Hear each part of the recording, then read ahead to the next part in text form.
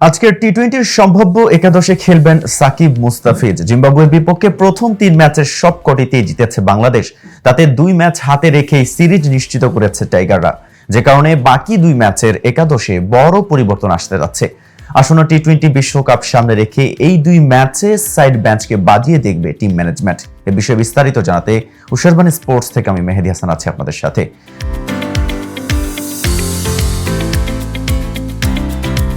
আজ শুক্রবার 10ই মে সিরিজের চতুর্থ টি-20তে জিম্বাবুয়ের মুখোমুখি হবে বাংলাদেশ। মিরপুরের শেরে বাংলা স্টেডিয়ামে ম্যাচটি শুরু হবে স্থানীয় সময় সন্ধ্যা 6টায়। গত ম্যাচের একাদশ থেকে একাধিক পরিবর্তন আসতে পারে আজকের ম্যাচে। বিশেষ করে 2টি পরিবর্তন মোটামুটি নিশ্চিত।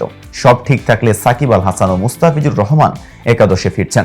সিরিজ জুড়ে রান খরায় ভুগতে থাকা লিটন দাসকে আরও সুযোগ দিতে পারে টিম ম্যানেজমেন্ট। লিটনের সঙ্গে ওপেনিংয়ে দেখা যেতে পারে চোট কাটিয়ে দলে ফেরার সৌম্য সরকারকেও।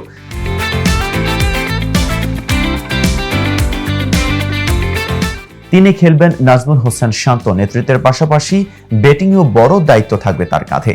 যদিও সম্প্রতি তিনি ছায়া হয়ে আছেন, 4-এ দেখা যাবে সাকিবকে।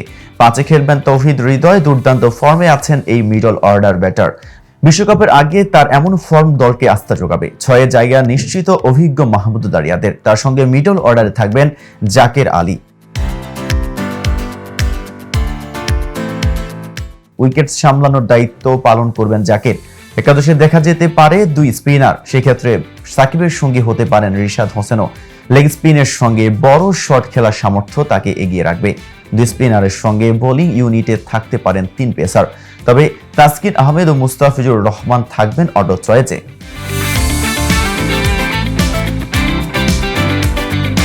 এই 2 প্রিমিয়াম পেসারের সঙ্গে যোগ হতে পারে মোহাম্মদ সাইফুদ্দিনও।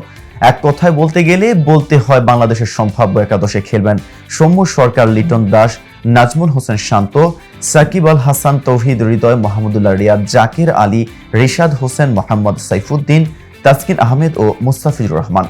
তো ভিউয়ার্স, এই সম্পর্কে আপনার কোনো মতামত থাকলে জানাতে পারেন কমেন্ট বক্সে। আর ভিডিওটি ভালো লাগলে লাইক শেয়ার করতে ভুলবেন না। আজ এ পর্যন্ত, এতক্ষণ সাথে থাকার জন্য ধন্যবাদ। নিত্য নতুন সকল আপডেট পেতে উশারবাণী স্পোর্টসের সাথেই থাকুন।